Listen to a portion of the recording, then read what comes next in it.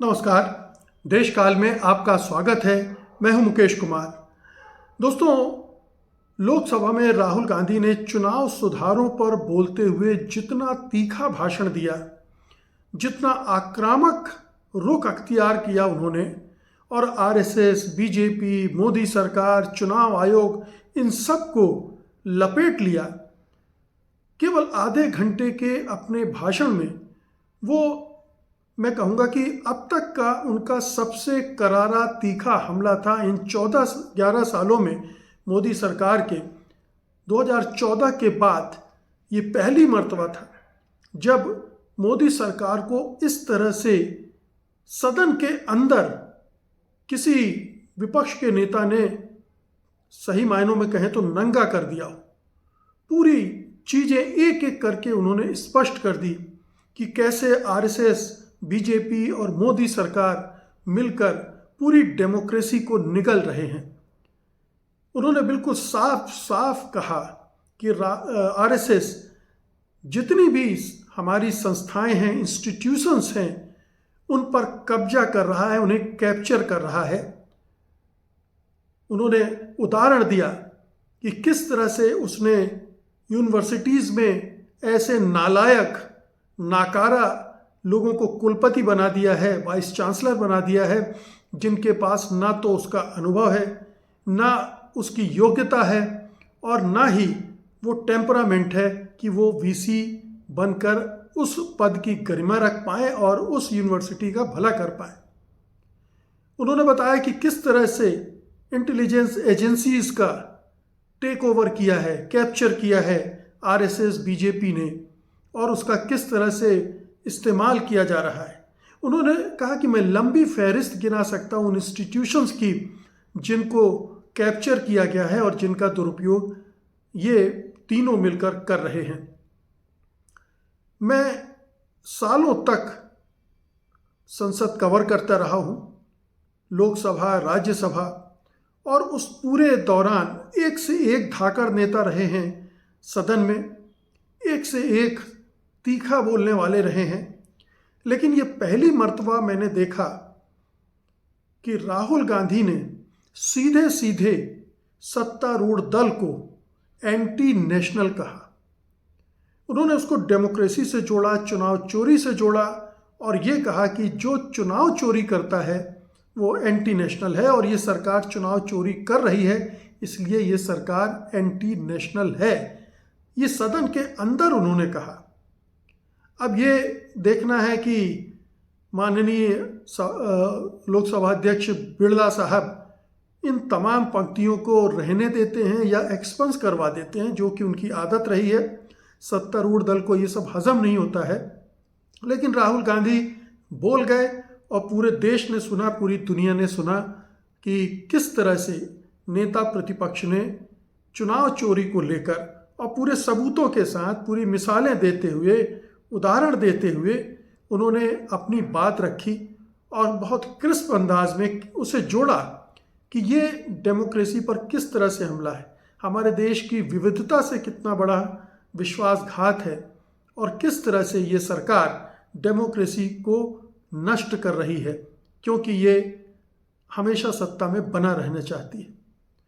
उन्होंने बिल्कुल विस्तार के साथ ये बात कही। उन्होंने 3 सवाल पूछे सरकार से। पहला सवाल तो यही था कि जो चुनाव आयुक्तों को चुनने वाली कमेटी है, उसमें आपने सीजेआई को क्यों नहीं रखा, चीफ जस्टिस ऑफ इंडिया को क्यों नहीं रखा। हालांकि चीफ जस्टिस ऑफ इंडिया भी सरकार के पक्ष में झुक सकता है, वो भी उनके साथ हो सकता है, बहुत मुमकिन है, और आज के माहौल में बिल्कुल मुमकिन है। लेकिन फिर भी लोकतंत्र में हमारे पास जो विकल्प हैं, आप उन्हीं को आजमाते हैं, और इस लिहाज से सीजेआई को उसमें रखना चाहिए था, ये सुप्रीम कोर्ट ने भी कहा था। लेकिन ये सरकार उससे मुकर गई और उसने ऐसी कमेटी बनाई जिसमें सत्ता पक्ष का पलड़ा भारी रहेगा। यानी 2 मेंबर, प्रधानमंत्री और गृह मंत्री होंगे, और एक अपोजिशन लीडर होगा, और बहुमत से सरकार जिसे चाहेगी उसे बनाएगी, और इसीलिए ज्ञानेश कुमार जैसे लोगों को वो चुनाव आयोग में बैठा देती है और उनका अपने ढंग से इस्तेमाल करती है। तो पहला सवाल ये था कि ऐसा क्यों किया सरकार ने, क्यों इसको अनदेखा किया। फिर दूसरा बहुत बड़ा सवाल था, ये तो और भी बड़ा गंभीर है कि 2022-23 में सरकार ने जो चुनाव आयुक्तों को एक ऐसी इम्यूनिटी दे दी, एक ऐसा अभयदान दे दिया कि वो कुछ भी करें, उनके खिलाफ कभी कोई कार्रवाई की ही नहीं जा सकती। यानी ज्ञानेश गुप्ता या इसके पहले राजीव कुमार या उसके पहले जो दूसरे थे, वो सब उन्होंने जितनी भी चुनाव चोरी के इंतज़ाम किए, चुनाव चोरी करने में सरकार की मदद की, उन पर कभी कोई मुकदमा नहीं चलाया जा सकता, कभी उनका अपराध दर्ज नहीं किया जाएगा, उसकी जांच नहीं की जाएगी, उन्हें जेल भी नहीं भेजा जा सकता अगर वो पकड़े गए तो। ये इम्यूनिटी क्यों दी गई, ये सवाल उन्होंने उठाया है। और उन्होंने ये भी कहा है कि सरकार बदलेगी और हम इस कानून को पलटेंगे और रेट्रोस्पेक्टिवली कार्रवाई करेंगे। यानी ये कानून बनने के बहुत पहले से, जब से लगेगा कि ये उन्हें इम्यूनिटी दी गई है, सबकी जांच करवाई जाएगी और उन्हें उनके अपराध की सज़ा भी दी जाएगी।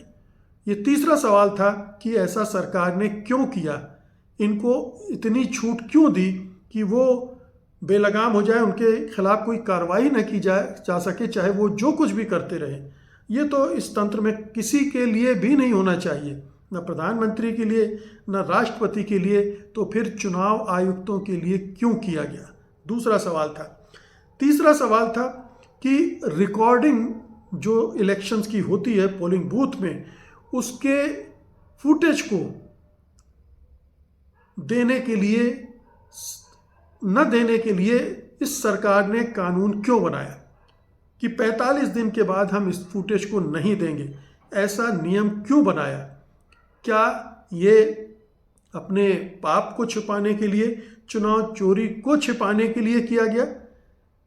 क्या डाटा छिपाने भर की बात नहीं है? It is not a question of data, rather it is question of stealing the election, क्योंकि ये अपनी चुनाव चोरी को छिपाने का एक तरीका है। डाटा का मतलब नहीं है कि हमें डाटा चाहिए। तो ये 3 बड़ी चीज़ें उन्होंने सदन में कही और फिर उन्होंने 4 मांगे भी की। लेकिन पहले इन 3 चीज़ों को समझ लीजिए। ये जो 3 सवाल उठाए उन्होंने, किस तरह से पूरे चुनाव प्रक्रिया को दूषित कर दिया है, पूरे चुनाव आयोग को केंद्र सरकार की कठपुतली बना दिया है। केंद्र सरकार ने चुनाव आयोग पर कब्जा कर लिया है ज्ञानेश गुप्ता जैसे आदमी को बिठाकर और इम्यूनिटी देकर।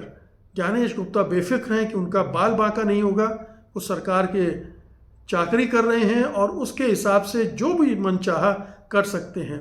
इसी सरकार ने फुटेज न देने की, जब हरियाणा चंडीगढ़ कोर्ट ने बाकायदा आदेश दे दिए कि इनको फुटेज दिया जाए, उसके ठीक बाद इस नियम को पलट दिया गया और चुनाव आयुक्तों की चयन समिति में सीजीआई को बाहर रखने का मंतव्य तो आप समझते हैं। ये तीनों मिलकर पूरे इलेक्शन कमीशन को डिस्ट्रॉय करने का एक षड्यंत्र था, खुल्ला षड्यंत्र था, जो हम सब देख रहे हैं नंगी आंखों से कि कैसे चुनाव आयोग व्यवहार कर रहा है, कैसे विपक्षी दलों की सुनवाई नहीं करता है, कैसे प्रधानमंत्री की सुविधा के अनुसार चुनाव कार्यक्रम बनाता है, कैसे ऐन चुनाव के पहले एसआईआर करवाने लगता है, पूरे देश में एसआईआर थोप देता है, चाहे उसकी ज़रूरत हो या ना हो।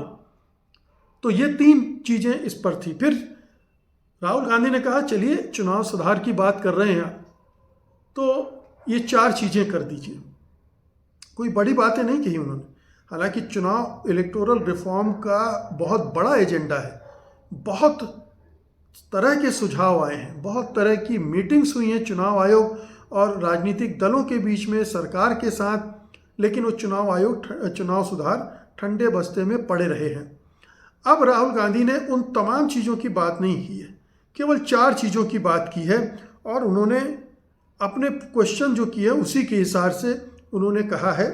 पहली बात तो ये कही है कि हमें आप मशीन रीडेबल वोटर लिस्ट दीजिए चुनाव के 1 महीने पहले, ताकि हम उसकी पूरी जांच कर सकें, मतदाताओं का हिसाब देख सकें। आप ऐन वक्त पर मतदान के 24 घंटे, 28 घंटे, 36 घंटे पहले देते हैं, और वो भी मशीन रीडेबल डाटा नहीं देते हैं कि हम चेक भी कर पाएँ। तो ये पहला सुधार उन्होंने सुझाया है कि आप ये दे दीजिए ताकि विपक्ष संतुष्ट हो जाए और जो भी उस दौरान कार्रवाई करनी हो वो कर सके कि चुनाव मतदाता सूची में कोई घपला घोटाला नहीं हुआ है, बेतरतीब ढंग से या सुनियोजित ढंग से नाम काटे नहीं गए हैं, डुप्लीकेट नाम जोड़े नहीं गए हैं, वो ब्राज़ीलियन महिला फैशन मॉडल की तरह घपलेबाजी जो हरियाणा में हुई थी वो और कहीं नहीं होगी। इसके लिए उन्होंने ये एक मांगा है कि 1 महीने पहले हमें आप एक reliable machine readable voter list दे दीजिए। दूसरा, जो सीसीटीवी फुटेज न देने का आपने कानून बना दिया है, उस कानून को तुरंत वापस ले लीजिए। ये भी उतना बड़ा काम नहीं, जैसे पहला कोई बड़ी मांग नहीं है, दूसरी मांग भी बहुत बड़ी नहीं है। ये बहुत संभव है। अगर सरकार ईमानदार है, सरकार चुनाव चोरी नहीं करना चाहती है, तो उसे क्या दिक्कत हो सकती है कि वो मशीन रीडेबल डाटा दे दे अपोजिशन पार्टीज़ को, या सीसीटीवी फुटेज देने में उसे क्या दिक्कत होनी चाहिए? क्यों वो कानून बनाए? इस कानून को हटा दे, वो आसान हो जाएगा रास्ता, विपक्षी दलों का विश्वास भी बढ़ जाएगा। फिर उन्होंने कहा है कि जो ईवीएम मशीन है उनके आर्किटेक्चर के बारे में हमें कुछ नहीं बताया गया। तो कैसे बनी है, कैसे फंक्शन करती है, कहाँ गड़बड़ी हो सकती, हमको जांच करने दी, हम अपने एक्सपर्ट से उनको देख सकें ईवीएम को, ये हमें सुविधा नहीं दी गई है। हमें ये एक्सेस दी जाए, अपोजिशन को ये एक्सेस दी जाए ईवीएम की जांच की। ये भी कोई मुश्किल नहीं होना चाहिए। अगर सरकार को भरोसा है कि ईवीएम में कोई खेल नहीं हो रहा है, चुनाव आयोग अगर मानता है कि ईवीएम के ज़रिए कोई धांधली नहीं हो रही है, तो फिर क्या दिक्कत होनी चाहिए? दे दे ईवीएम को, जांच कर ले अपोजिशन पार्टीज, इससे क्यों भाग रही है वो? तो ये साफ दिख रहा है कि ईवीएम से भागने के पीछे मकसद क्या हो सकता है। और अंत में उन्होंने कहा है कि ये जो आपने कानून बनाया है इलेक्शन कमिश्नर्स को बचाने का, कि वो कुछ भी करते रहें, किसी भी तरह का अपराध करें, किसी भी तरह से धोखाधड़ी करें, किसी भी तरह से धांधली में शामिल हों, किसी भी तरह से एक पार्टी की मदद करें, या किसी भी तरह से सत्तारूढ़ दल की कठपुतली बन के उसके लिए काम करें, इसको रोकने के लिए इस कानून को बदल दीजिए। अब ये 4 बहुत ही सीधी सादी डिमांड्स हैं और ये सारी चीज़ें आज की तारीख से जुड़ी है, ये कोई बहुत पुरानी बात नहीं है, छोटी छोटी चीज़ें हैं। इसमें देखिए वो डिमांड नहीं है कि आप इलेक्शन कमिश्नर के चुनाव में चयन समिति में सुप्रीम कोर्ट के चीफ जस्टिस को भी शामिल करिए। इसमें इस पर भी उन्होंने नहीं कहा है और मेरे ख्याल से ठीक ही नहीं कहा है। उन्हें पता है कि इस समय जो निज़ाम है उसमें अगर सीजीआई शामिल भी हो जाएगा तो क्या कर लेगा या क्या करना चाहेगा, अगर वो सरकार से सत्ता से मिला हुआ है या मिल सकता है। तो इसलिए उसका वो मांग उन्होंने इन 4 मांगों के साथ नहीं जोड़ी है। ये 4 सिंपल मांगे हैं। ये बहुत बुनियादी किस्म के चुनाव सुधार की मांग राहुल गांधी ने की है। क्या सरकार इसे सुनेगी? मुझे नहीं लगता कि इनमें से एक भी मांग सरकार मानेगी, क्योंकि सरकार वोट चोरी से बनी है। सरकार वोट चोरी से बनी रहना चाहती है, उसका पूरा खेल ही यही है। और ख़ास तौर से लोकसभा चुनाव में जो उसे झटका लगा है, 240 सीटों पर सिमट गई है, उसके बाद से बीजेपी अब पूरा इंतज़ाम कर रही है। बीजेपी और आरएसएस दोनों मिलकर, राहुल गांधी ने आरएसएस और बीजेपी और मोदी सरकार में कोई फ़र्क नहीं किया है। ध्यान रखिए, आप उनकी स्पीच को पूरी तरह से सुनिए। वो आज़ादी के आंदोलन से भी जोड़ते हैं, वो महात्मा गांधी की हत्या करने वाले नाथूराम गोडसे से भी परोक्ष रूप से आरएसएस को जोड़ते हैं, बीजेपी को जोड़ते हैं, मोदी सरकार को जोड़ते हैं। सीधे साफ शब्दों में नहीं कहा, लेकिन उन्होंने अपनी बात कह दी। वो जानते हैं कि अगर सीधे कहेंगे तो एक मुकदमा तो पुणे में चल ही रहा है उनके ऊपर। तो उन्होंने सारी बातें कह दी और स्पष्ट कर दिया कि ये पूरा गेम प्लान जो है, ये पूरा षड्यंत्र जो है, इसमें केवल मोदी सरकार हिस्सेदार नहीं है। मोदी सरकार, बीजेपी और आरएसएस, ये तीनों का खेल है और तीनों ने मिलकर पूरे देश के इंस्टीट्यूशंस पर कब्जा कर लिया है, उनको कैप्चर कर लिया है और उसमें चुनाव आयोग भी शामिल है और चुनाव आयोग का इस्तेमाल करके वो लगातार अनंत काल तक सत्ता में बने रहने की मंशा पाले हुए हैं। इतनी साफ गोई के साथ सदन के अंदर राहुल गांधी ने अपनी बात रख दी है और भी विपक्ष के नेताओं ने इसी तरह से बात रखी है। अखिलेश यादव बहुत खुलकर बोले हैं और दूसरे नेता बोल रहे हैं और आगे भी बहस चलेगी तो बोलेंगे। प्रधानमंत्री मोदी भी इसका जवाब देंगे।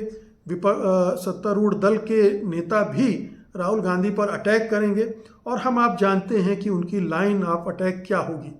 वो सीधे सीधे ये जताने की कोशिश करेंगे, राहुल का मजाक उड़ाएंगे, राहुल को खारिज करेंगे और बोलेंगे सब चंगा सी। ये उनका रवैया रहेगा। एक एक करके आप देख लीजिएगा।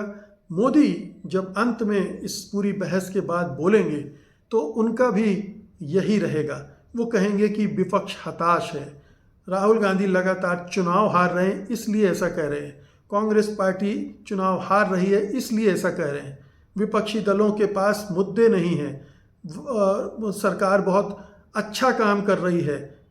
ये तमाम तर्क दिए जाएंगे, ये जो मूल सवाल हैं उनसे ध्यान भटकाने के लिए।